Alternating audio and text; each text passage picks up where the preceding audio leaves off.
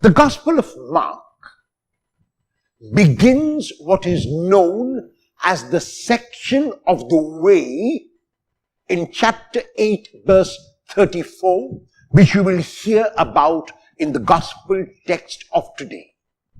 This section of the way ends only at the end of chapter 10 verse 52, when we are told in that verse, blind Bartimaeus, who is healed, followed Jesus on the way.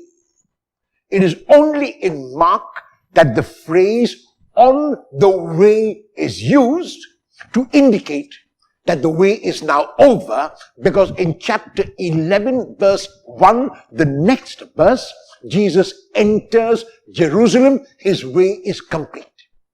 So chapter 8 verse 34, which begins our text for today, also begins the section of the way.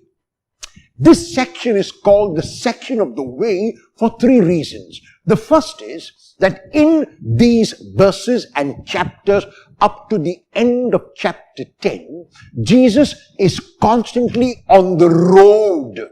And he is on the road to Jerusalem, where he will suffer and die.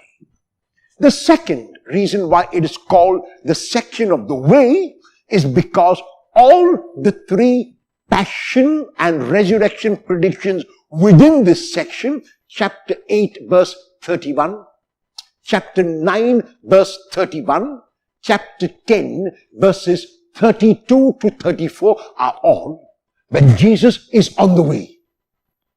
And the third reason why this section is called the section of the way is because in these verses, Jesus speaks about his way of life. And so today, we will hear in a summary form the way of life of Jesus. He begins by calling anyone who wants to be a disciple of his and says to that person that if they want to be a disciple, they must do two things. The first is they must deny themselves. The second is that they must take up the challenge of life and follow. What does this mean practically? The ego is something which all of us possess. And Freud spoke about the ego and the id and the superego. So some of us have such a large ego that we find it difficult to deny self.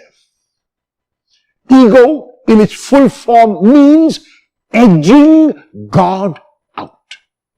And when I edge God out, other idols take the place of God. And those other idols are my ambition, my wealth, my riches, my talents, my qualities. And because of all of these, the greatest sin of all, my pride. Often when Jesus tells parables, he tells parables in which there is a person who is selfish and a person who is selfless. The rich man in Luke chapter 16 verses 19 to 31 is so caught up in himself, is so self-centered, is so selfish that he cannot see the poor Lazarus who sits at the feet of his table. The rich man in Luke chapter 12 who wants to build big barns because he has got so many crops is a man who's planning only about his abundance and not about sharing.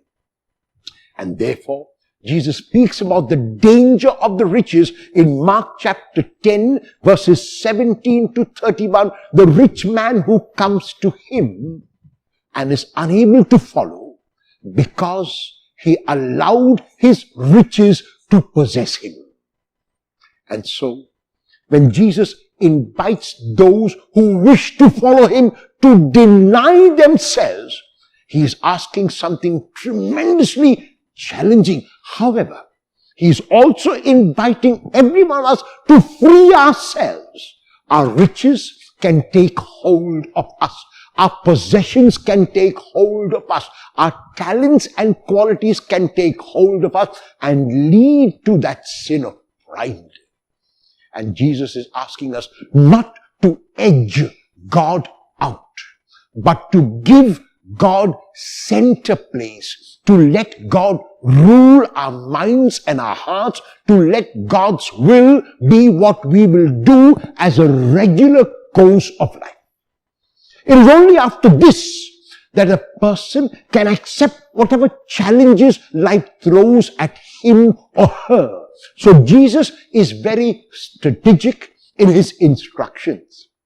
The instructions are first not to face the challenges of life, because if I face the challenges of life without denying myself, the danger is that the I will come in the way, that the ego will come in the way. However, if I keep the I aside, if I keep the ego aside, and then I face the challenges of life, then I accept whatever life throws at me, then I carry my cross courageously.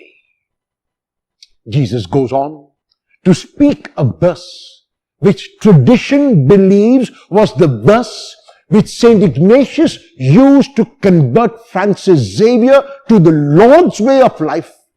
What does it profit anyone if they gain the whole world but lose themselves? What can a person give in exchange for his or her life? There was a man who was at gunpoint, caught by a robber. And the robber said, your money or your life? And the man said, take my life. I need my money for my old age. This is how some of us respond. We are so caught up with our money. We are so caught up with our riches. We are so caught up with the ego that we find it difficult to let go. If we hear the Lord and realize that the freedom which we experience in giving up the ego is so enormous, we will wonder why we never did it a long time ago.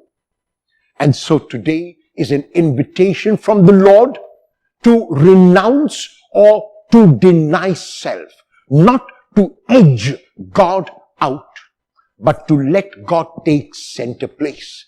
And when God does take center place, then all the challenges of life become easy to face.